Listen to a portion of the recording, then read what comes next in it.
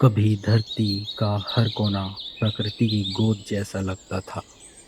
चारों तरफ घने जंगल थे, ऊंचे ऊंचे पेड़ हवा के साथ झूमते थे। नदियां इतनी साफ बहती थी कि उनमें आसमान का प्रतिबिंब दिखाई देता था। हवा शुद्ध थी, मिट्टी उपजाऊ थी और जानवर बिना डरे खुले जंगलों में घूमते थे। सुबह पक्षियों की मधुर आवाज से होती थी, बारिश समय पर आती थी, ऋतुएं संतुलित थीं। इंसान प्रकृति के साथ जुड़कर जीवन जीता था, क्योंकि वह जानता था कि प्रकृति ही जीवन का आधार है। प्राचीन समय में विज्ञान और मशीनें नहीं थी, लेकिन इंसान के पास संतुलन था। वह जंगलों को काटने के बजाय उनकी पूजा करता था। नदियों को गंदा करने के बजाय उन्हें माँ मानता था। धरती से उतना ही लेता था जितनी आवश्यकता होती थी।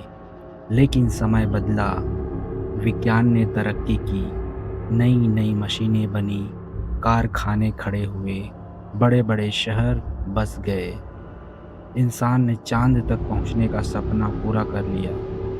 विज्ञान ने जीवन को आसान बनाया, यात्रा तेज हुई, संसार आसान हुआ, चिकित्सा में प्रगति हुई और दुनिया आधुनिक बन गई। लेकिन इसी विकास की दौड़ में इंसान धीरे धीरे प्रकृति से दूर होता चला गया। जंगलों की जगह कंक्रीट के शहर उगने लगे। नदियां फैक्ट्रियों के कचरे से प्रदूषित हो गई।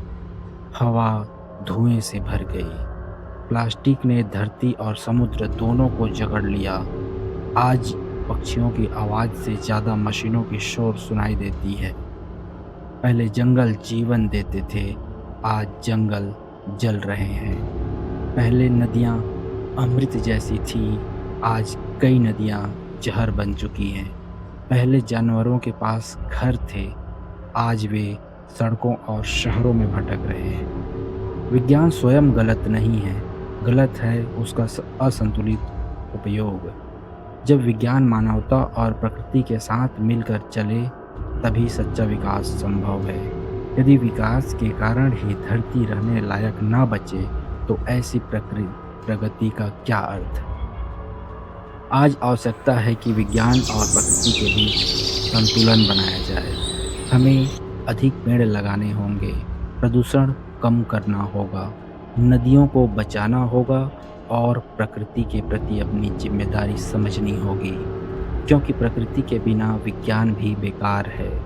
अगर जंगल नहीं बचेंगे, पानी नहीं बचेगा, हवा शुद्ध नहीं रहेगी, तो भविष्य की पीढ़ियां सिर्फ किताबों और तस्वीरों में हरियाली देखेंगी।